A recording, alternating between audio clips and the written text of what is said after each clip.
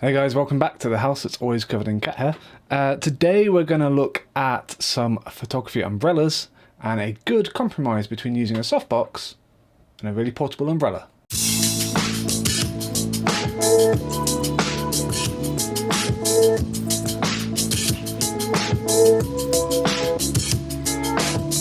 Hey guys, my name is John Sparkman, a photographer in Birmingham in the UK, and through the 10 years plus that I've now been doing photography on a part-time, full-time professional basis, I've collected a lot of gear. And one of the big things I've collected lots of gear for is lighting modifiers. Lighting modifiers being the attachments you put in front of your flash or your studio flash or your LED or whatever to change its quality, to change its size or diffusion or color or whatever you want really. And now these are split into a couple of categories. Realistically, you've got your hard light, you've got your soft light, your big light source, you've got your small light source. And with those four categories, you can really craft your light source, this kind of little boring little light source, to anything you want. Perfect example, I'm using a softbox right now with a grid on it. Really close, is literally just out of frame right now, and it's giving a really nice soft directional kind of light source. This is due to its size, its directional qualities for the grid, and the fact it's got diffusers makes it a nice soft light source. On the flip side of that, you have things like grids and reflectors and snoots and stuff which kind of make the light source smaller, and then it kind of funnels it a bit more, so you compact all of that light spread to a really small area. You get really harsh, really contrasty pictures with a hard transition between light and dark. Maybe not the best for kind of YouTube or video kind of stuff, but it does have its applications. Now, when I was a studio photographer, we just used softboxes. We had them kind of on these rail systems that you pulled down from the roof, and they were very predictable, very easy to light with. And using things like the modeling lights inside studio flashes, you can angle them and kind of see exactly where your flash is going to kind of illuminate and where the shadows are going to fall off. It makes a really easy, enjoyable experience. But there is something different with using an umbrella, and I actually have two on me. I've got a couple more upstairs, but those are extra special cases. So I've got two on me today. I just want to show you the real quick differences. So if we're talking portability wise, softboxes are quite chunky. They have kind of rings at the back where they have to fit around your flash head, so they're already a certain diameter. They kind of have metallic spines, that have to be popped into place to puff out the softbox, and you have diffusion kind of sheets you have to stick in place with Velcro or clip on and stuff, and they're pretty cool though, but they are big, and the good ones are expensive. In comes umbrellas. This one's a little compact one from Calumet, formerly Calumet, is now called Wex, and this one fits inside my travel case for my cameras because it's tiny. It's one of those collapsible ones. Oh, there we go. There we go. All we have is kind of a metallic-y white or silver interior, and you fire your kind of flash into this. It gets bigger because it's hitting a huge bouncy kind of reflective light source, and it goes backwards out towards your subject or whatever. So with this, you can attach yourself a little flash gun. You can put this nice and close, or you can actually put it pretty far away. The downsides to using a umbrella is they're not inherently soft light sources. So because there's no diffusion material that the light is going through, it's just a hard light source. You can make it flattering by making a big light source. So if you're shooting people, for instance, because it's generally bigger than a head or a kind of a half body like this, because it's bigger, it's going to appear softer. The transition between kind of highlights and shadows is going to be kind of graduated instead of suddenly goes dark. Pretty pleasing look, this one. Kind of 5 out of 10 for that one.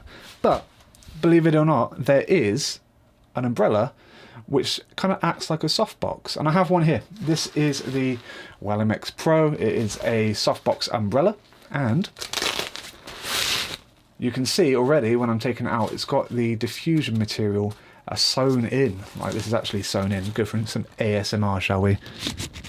Oh yeah. Nicely sewn in. So this has the benefits of a umbrella, being the fact it's cheap and it's very kind of small, it's very minimal, and it doesn't require any kind of thicker diameters to fit around the front of a flash. However, when you pop it open,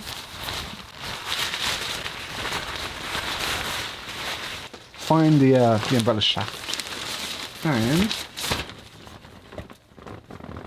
oh, there we go. So this is pretty cool. You've got yourself an umbrella. Oh, I'm so glad I can do this with a wide angle lens now. Got yourself an umbrella, so it pops itself into shape with just umbrella spines. You've got your central shaft, and then you've got sewn in diffusion material. So you've got the benefit of using a very portable lighting modifier, one that you can bounce out to enlarge that light source.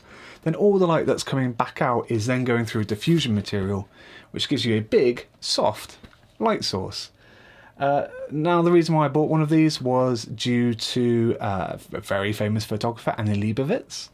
She uses a modifier for her her flashes called a softlighter by a company called Photech, which you can't get in the UK, really annoyingly. And what you can see in her pictures, she puts this really close to the subject, so kind of, you know, just out of frame. Sometimes she composites it out of the pictures. And because it's so close, so diffused and so big, really nice directional, just a little pop of light, just a little pop. Now the soft lighters are brilliant because this section here, this piece of metal death, they can unscrew them on the soft lighter. So this kind of unscrews here, and which means you can get this even closer to your subject without impaling them in the head. Now this is the second umbrella softbox that I bought. The first one I attempted to modify to turn into a soft lighter, and I clipped this off with some pliers, some shearers, and broke it completely, so it never worked again. Now you can pick one of these up on Amazon. It's 109 centimeters wide when fully opened. It is £20, a little bit more with shipping. That is not too bad. I used to use some softboxes by Elinchrom, the Rotalux ones. They're in the hundreds, and they're much more fiddly to open. You have to kind of pop each spine into its little kind of lighting ring one at a time. You get kind of damage to your fingers because it's so tough. They're very big, they have huge carry cases. Nothing as portable as kind of one of these. Now, if you're watching this when the video came out, it's 2020, the end of the year, lockdown part 2. I can't go out and shoot any example images with this. I can't really maneuver in this little studio very much. I mean, I have about 10 foot of space with all the lighting set up. I just can't fit it in. However, past John, 2017 edition John, took some photos in advance, and I think I was going to do a video about this 3 years ago, and I put them away, put them on an external hard drive and forgot about them. But I found them a few days ago, and it sparked my curiosity again to finally get this review out. So I might interchange the words of soft lighter and umbrella and bounce, but you know I'm referring to the same one each time.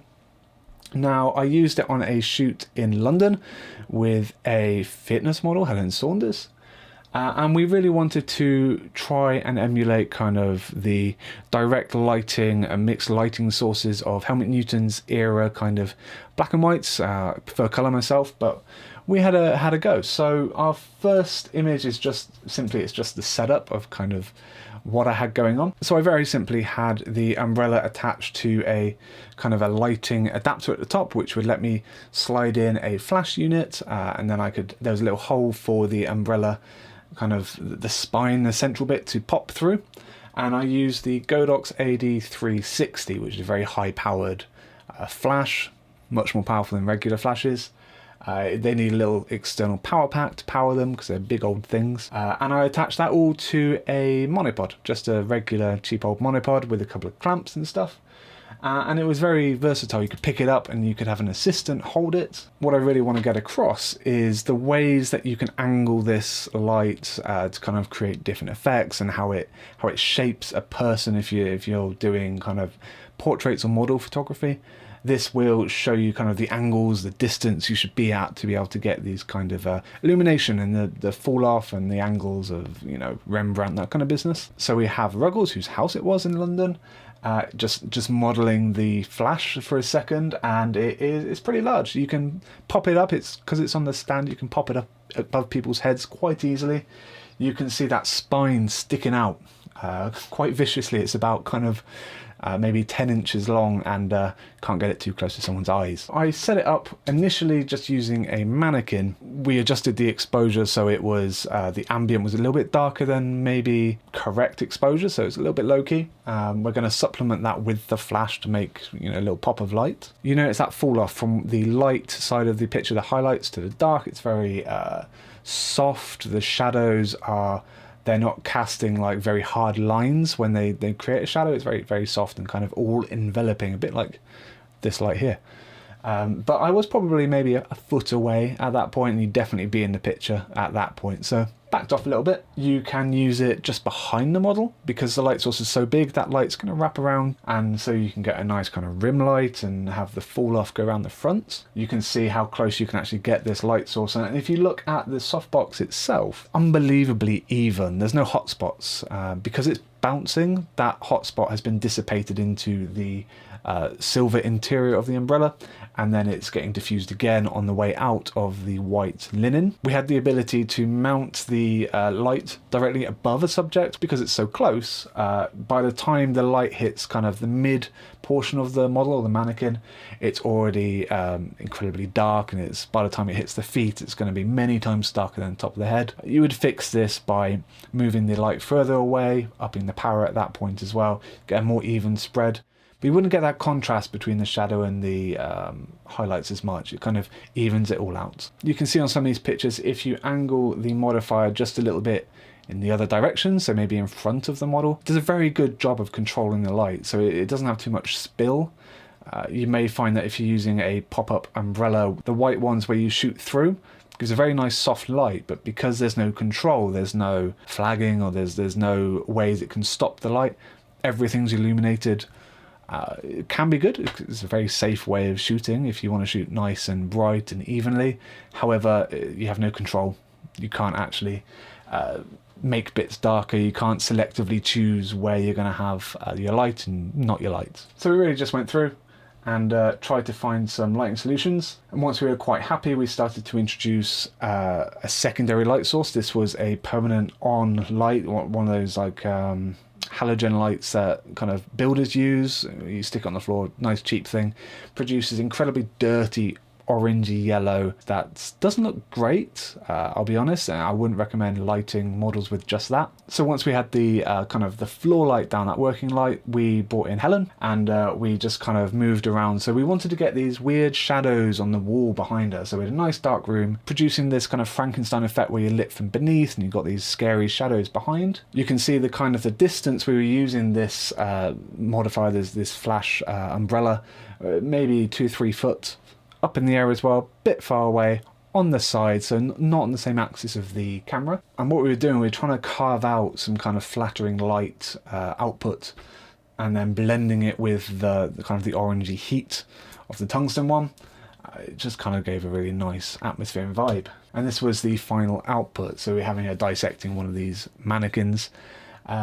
Just, you know, as an homage to Helmut Newton and the powerful woman vibe. And you know, it was a bit out there, it was a bit crazy. We were working with what we had. We had a nice big white room with dark flooring, some props, that mannequin, and yeah, I was very happy with this. So combining the two, you know, the bottom light source and the soft upper white light source come from this bounce umbrella.